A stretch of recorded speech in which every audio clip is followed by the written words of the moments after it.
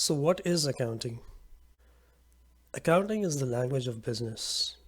Why is it called the language of business? Well, it records every business transaction.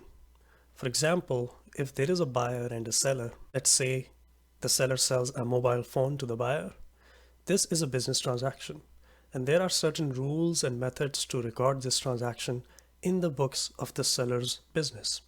Similarly, the buyer, if the buyer is also a business, they will record a transaction which records the buying or the purchase of the mobile phone. Accounting defines the rules, procedures, and principles to record those transactions in the books of the business. That's why it's also known as bookkeeping.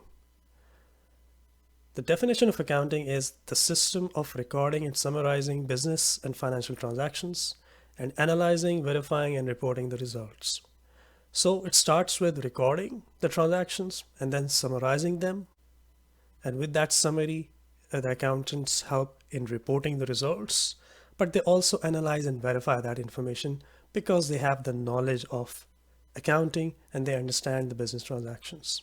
Let's take a look at a few examples of business or financial transactions. A fast food restaurant purchases buns for $300. So they produce burgers and they purchase buns that make the burgers.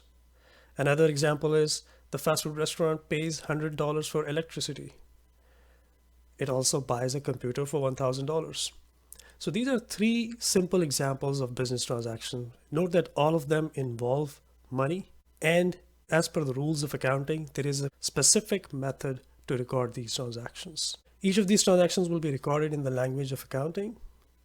Every transaction in accounting will always have two consequences. This is one important thing to remember. All transactions have two consequences. In the language of accounting, we call them debit and credit. So one of them is debit. There's always a debit and there is always a credit in all accounting entries. There are no exceptions. Every transaction will always have a debit entry and a credit entry. So let's take a look.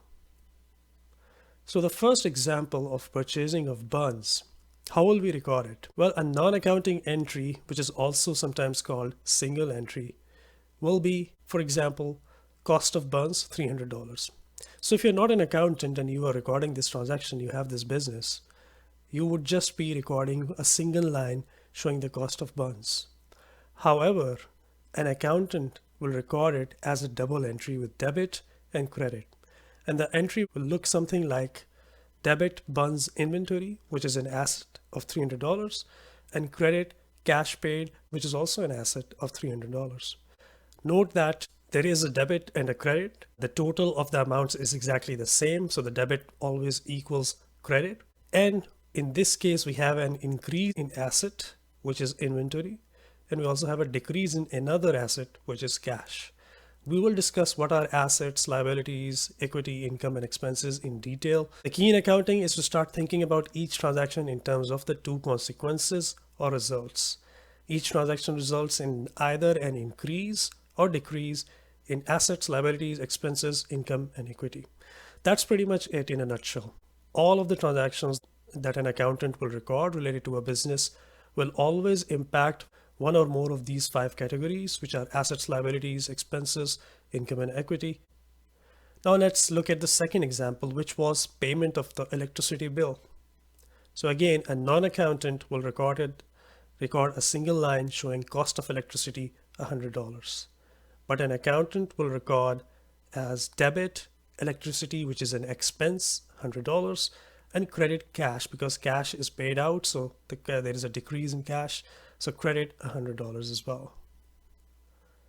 The example of purchase of computer, very similar. Non-accounting entry, cost of computer, $1,000. And accounting entry would be debit computer, which is an asset. So you now have an asset physically available in the business. In accounting, we record that separately as an asset. And then credit cash because cash was paid out. So whatever cash the business had at that point, there is a reduction of $1,000 and that is shown through the credit entry. Let's look at the rules of debit and credit. So this is an important slide. These are the rules which, as I mentioned, there are no exceptions. So you can always count on these rules. The rules say that You will debit assets when there is an increase, and you will credit assets when there is a decrease in asset. Okay, so in the previous example, we saw that when we purchased a computer, there was an increase in our computer assets. So let's say the restaurant already had one computer and they purchased another one. So now they have two. So that's an increase in asset. On the other hand, we saw cash being decreased. So when we paid out cash for electricity, we paid out cash for the computer. In those cases, we have a decrease in cash. So let's say if the company already had $2,000 and they paid $1,000 for the computer, now the balance has decreased by 1,000, and that decrease of 1,000 is recorded as a credit to the asset. Okay. Liability, equity, and income, they are actually opposite of assets and expenses. So in case of liability, when the liability increases or equity or income increases, there is a credit, and when they decrease, there is a debit. And expense actually follows the same logic as assets. So assets and expense have similar debit and credit response, while liability, equity, and income also have similar but opposite to asset and expense. A point to note that out of these 5 categories, assets, liabilities, equity, income, and expense, asset, liability, and equity are part of the balance sheet, which is a financial statement. And if you're not aware of this, we will discuss that in detail. And income and expenses are part of another financial statement, which is called the income statement, sometimes also known as profit and loss statement or P&L statement. As we noted, assets and expenses have similar response or follow the similar principle of debit when increased, credit when decreased, liability, equity, and income, credit when increased, debit when decreased. If you wanted to make it easy to remember, you would think about only assets and expenses, debit when increased, and everything else is opposite, right? So if I focus on this alone, assets and expenses, debit when increased, I can make an abbreviation of AEDI. Now AEDI is a little hard to remember because it doesn't make any word. So do you have any ideas? If we shuffle the letters around, can we make a word? How about idea itself? Now if I use this abbreviation of idea, it will sound something like increase will debit expense and assets. So although these are very few rules, you can remember them even without an abbreviation. But if you had to use one, this is one suggestion. So any increase in expense and assets will result in a debit, and everything else is opposite to it. So if there is an increase in a liability, equity, or income, it will not be debit, it will be credit. And similarly, if there is actually a decrease, not an increase in assets and expenses, then it will be a credit. Okay, we'll actually practice some examples. Don't worry if this is still confusing. Because of the rules that we just discussed, there are default or common balance positions. So assets and expenses, you will usually see a debit balance. You can also see a credit balance, but usually for most accounts, you will see a debit balance in the books or trial balance.